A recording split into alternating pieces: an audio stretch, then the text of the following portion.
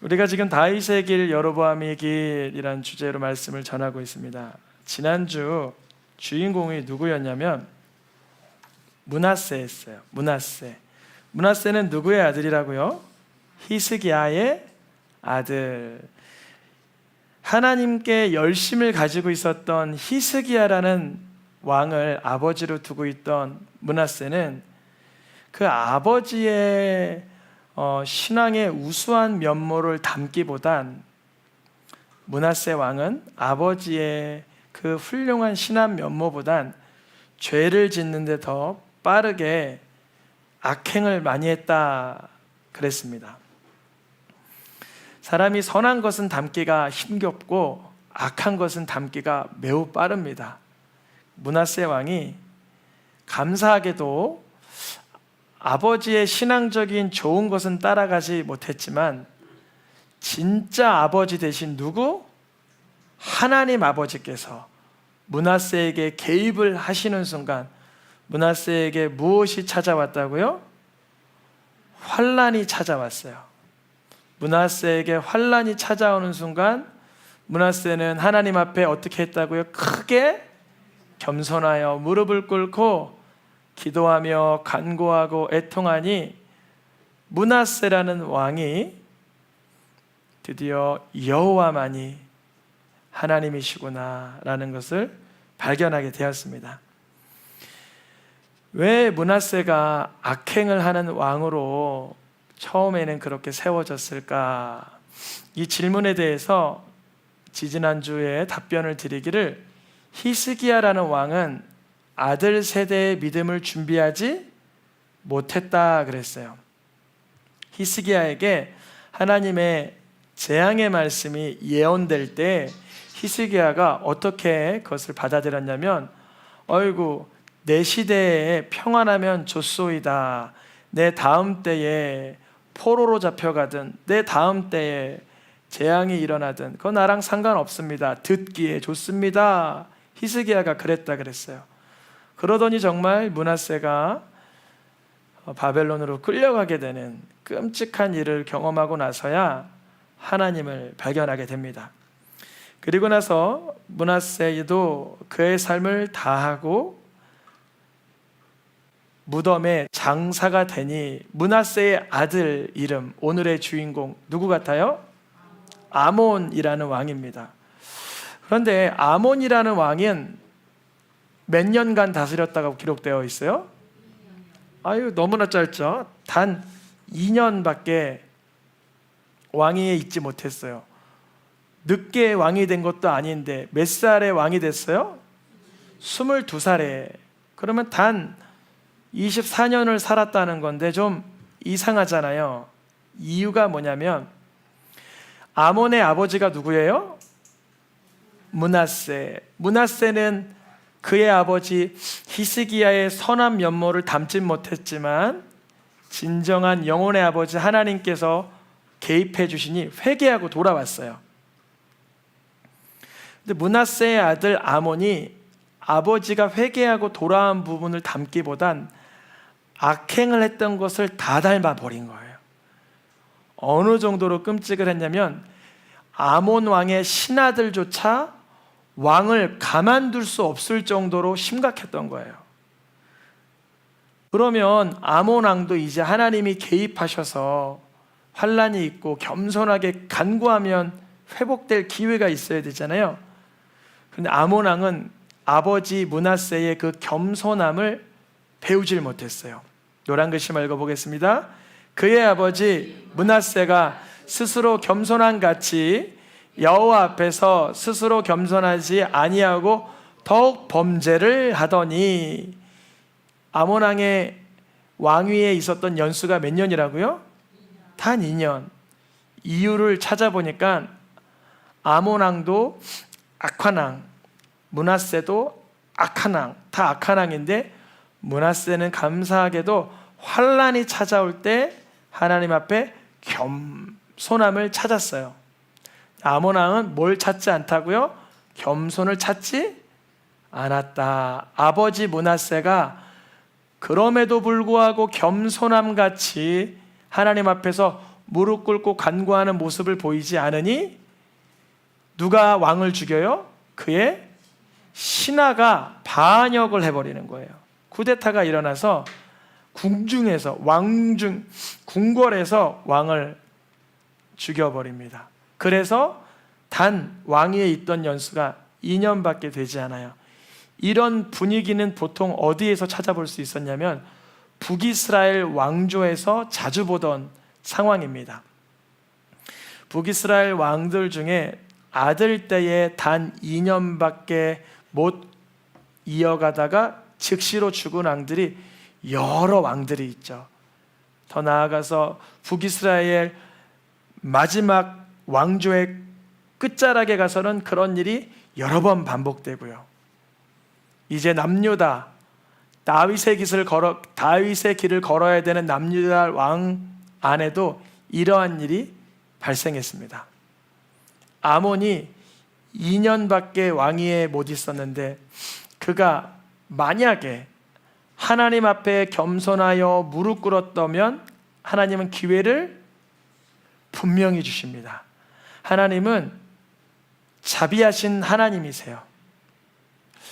심판을 하실 때 오래 참으시는 분이세요.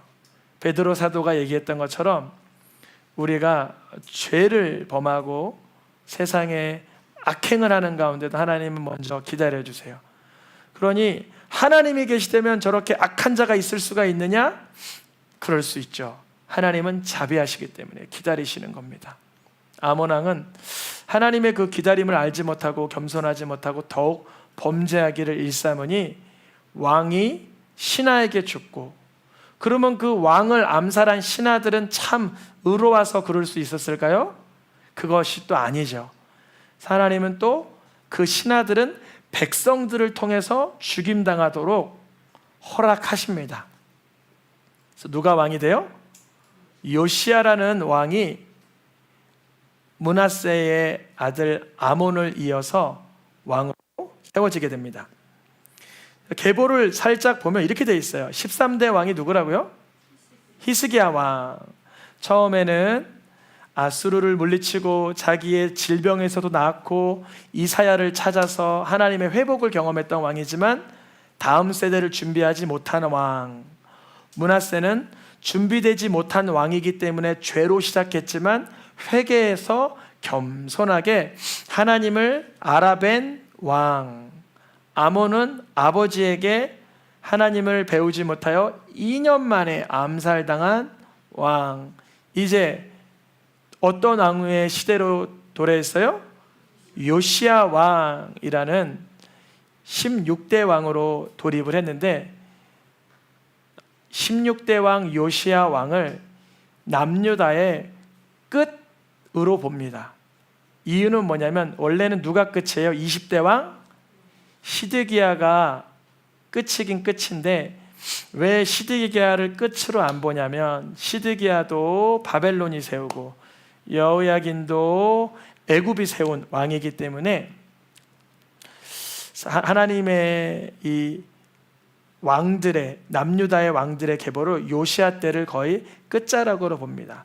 그 이후에 세워지는 왕들은 요시야가 죽은 뒤에 백성들이 세우고 백성들이 세운 왕을 애굽의 느고 왕이 패하고 자기가 원하는 왕을 세우고 바벨론에 복종시키지 않으니 또 시드기야를 세우고 해서 이방 나라들이 세워놓은 왕들이기 때문에 요시야를 끝으로 봅니다. 근데 요시야 왕은 선한 왕으로 분류가 돼요. 히스기야 왕도 유월절을 회복시킨 왕, 아사 왕이라든지 여호사밧 왕이라든지 선한 왕이 있는데 그런 왕들처럼 하나님께서 보시기에 선한 왕이 바로 오늘 본문의 요시야 왕입니다. 여러분, 요시야 왕이 했었던 귀한 일이 몇 가지 있었는데 율법책을 발견하여 회개하고 믿음의 자리를 깨끗하게 개혁하는 일을 했습니다. 그 요시야 왕이 했던 일이에요. 근데 요시야 왕이 왕이 될 때 나이가 몇 살이라고 기록되어 있어요? 8살. 그러니까 어린 나이죠.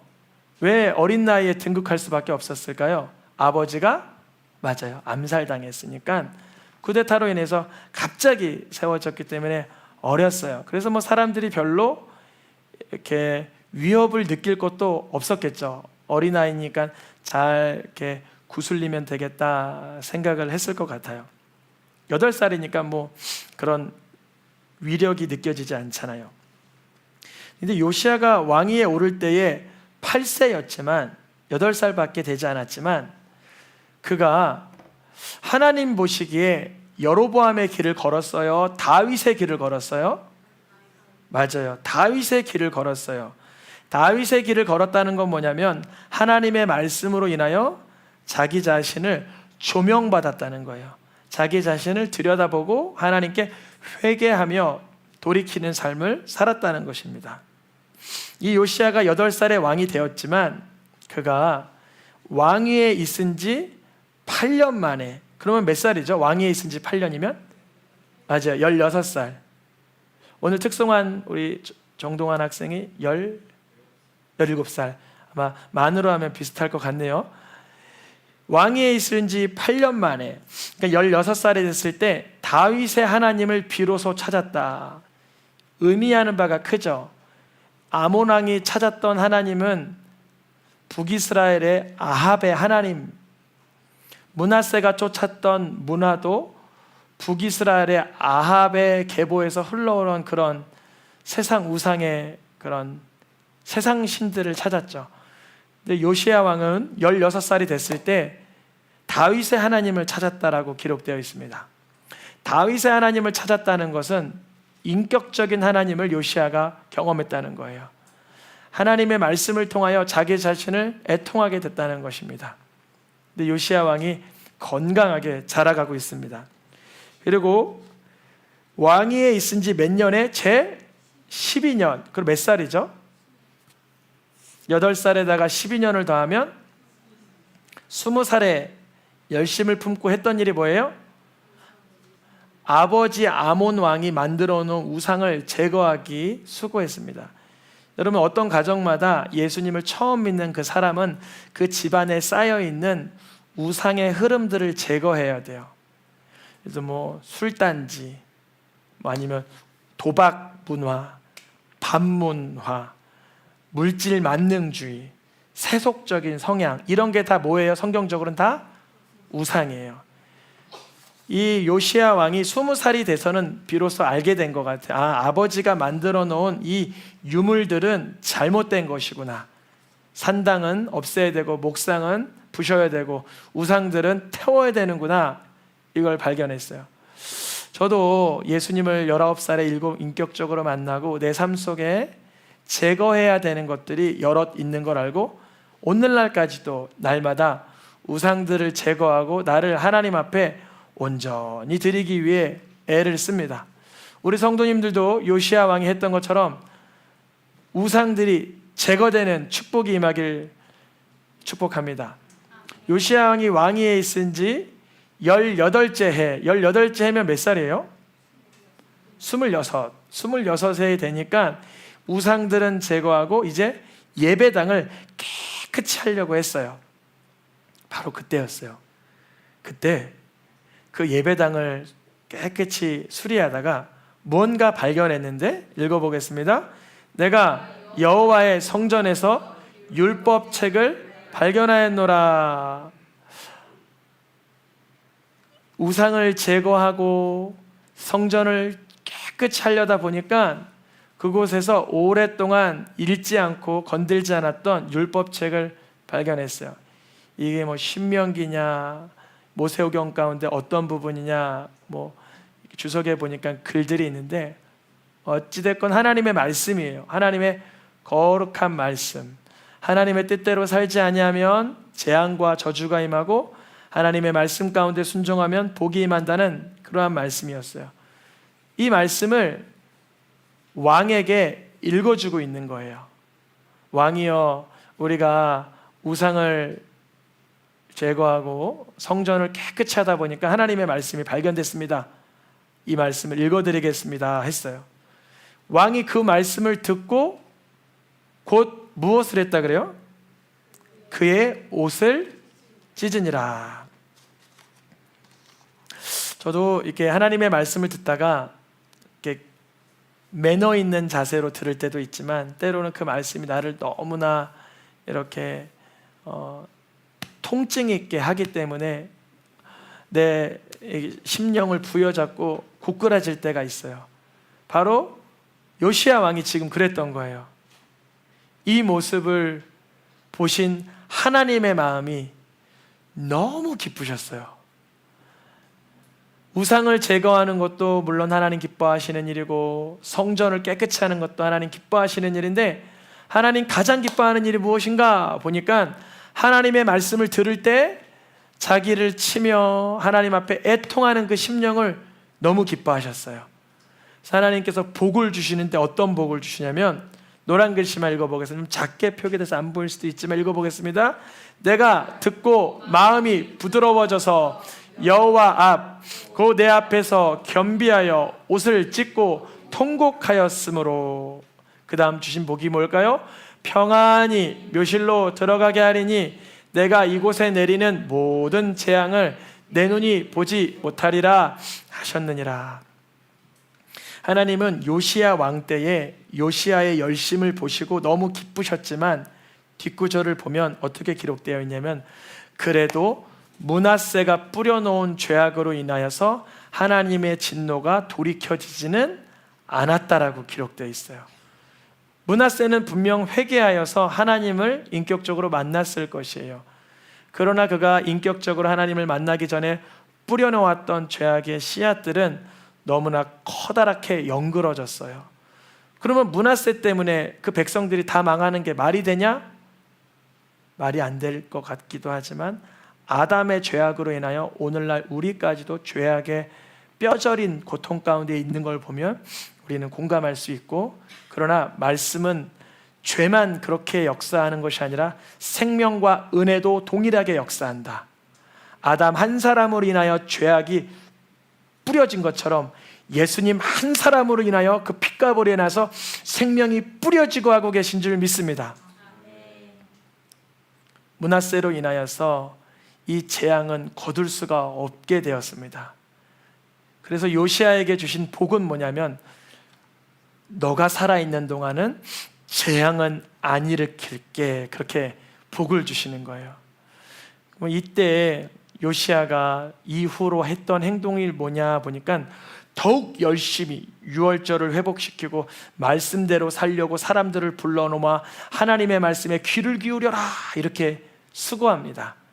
그러면 요시야 왕이 재앙을 보지 않고 평안히 눈을 감으면 좋으련만, 그가 전쟁 중에 애굽의 느고 왕과의 전쟁 중에 전쟁에서 창상을 입고 숨을 거두게 됩니다. 우리가 보면 너무나 끔찍한 죽음 같아요. 아니, 왜 하나님은 이 열심 있는 요시야 왕을 전쟁 중에 죽게 하셨을까 의아해요. 그런데 그 아들 때로부터 그 나라의 멸망의 형태가 아주 가속화되는데, 애굽의 왕이 남유다의 왕을 고르고 바벨론의 왕이 남유다의 왕을 선택을 하는 이런 주권을 빼앗겨 버리는 끔찍한 패망의 모습이 시작됩니다. 근데 그 모습을 요시야는 보지 못하고 죽게 됩니다. 요시야 왕은 그러니까 자기의 한 영혼을 구원할 수 없는 급급한 피조물인 영혼, 인생이라는 거예요. 요시야 왕이 아무리 율법을 따라 잘 열심을 품었다 하지만 그는 다른 사람의 재앙을 막아설 수는 없었어요. 다른 사람의 고통을 막아설 인격은 되지 못했어요. 물론 히스기야 왕처럼 나 때 재앙이 내려지지 않으니까 좋으련만 다음 세대는 신경이 안 쓰이네요, 이런 말은 안 했지만, 요시야 왕도 다음 세대에 일어나는 그 재앙을 막아설 능력은 없었습니다. 그러나 오직 우리 주 예수님은 우리에게 쏟아질 재앙과 저주를 한 몸에 받으신 줄 믿습니다. 요시야가 여호와의 성전에서 발견한 책에 기록된 율법의 말씀을 이루어야 한 거는 참 귀감이 되는 일이지만, 그러나 요시야는 우리의 구원자가 아닙니다. 요시야는 하나님의 말씀대로 훌륭하게 감당했지만 그 한 사람에게 하나님의 복이 임하긴 했지만 요시야로 인하여 재앙이 끊어지지 못했어요. 그러나 오늘 누가복음 말씀 읽고 마치겠습니다. 노란 글씨입니다. 내가 너희와 함께 있을 때 너희에게 말한 바 곧 모세의 율법과 선지자의 글과 시편에 나를 가리켜 기록된 모든 것이 이루어져야 하리라. 예수님이 말씀하신 이 모든 것이 이루어져야 된다는 이 말씀이 뭘까요? 바로 죄인들을 대신하여 누군가 죄 없이 죽어야만 하는 그 말씀, 그 율법, 그 복음입니다. 나무에 달린 자마다 저주를 받고 뼈가 꺾임을 받지는 않지만 많은 사람에게 고개를 절레절레 흐름받는 조롱을 받아야 되고 은삼십에 팔려야 되는 이 모든 말씀이 요시야에게 이루어져요? 예수 그리스도에게 이루어져요? 예수 그리스도에게 이루어집니다. 남유다의 멸망은 요시야가 막을 수 없었지만 우리들의 삶의 멸망과 저주와 재앙은 누가 막아선 거예요? 예수님이 막아설 수 있는 줄을 믿습니다. 그 믿음이 있고 누려지기를 축복합니다. 그 믿음이 소유되시길 축복합니다. 우리의 삶 가운데 마치 요시야 때처럼 어떠한 망함의 조짐이 있을지라도 요시야는 막아설 수 없지만 예수님은 막아서실 수 있습니다. 예수님의 핏값은 우리를 위하여 대신 흘리신 보혈의 핏값인 줄 믿습니다. 우리의 삶 가운데 요시야가 다시 찾아오더라도 우리의 삶의 어려움을 대신해 줄 수는 없지만 예수님이 내 마음에 찾아오시면 우리가 당해야 될 모든 허망한 일들과 힘겨운 일들을 대신 당하여 주시고 감당해 주신 줄 믿습니다. 예수님을 바라보는 순간 우리에게는 멸망이 찾아오고 재앙이 찾아오는 것이 아니라 새롭게 됨과 거듭나게 하심과 되살려 주심을 맛보게 하실 줄 믿습니다. 우리 찬양하며 기도하겠습니다.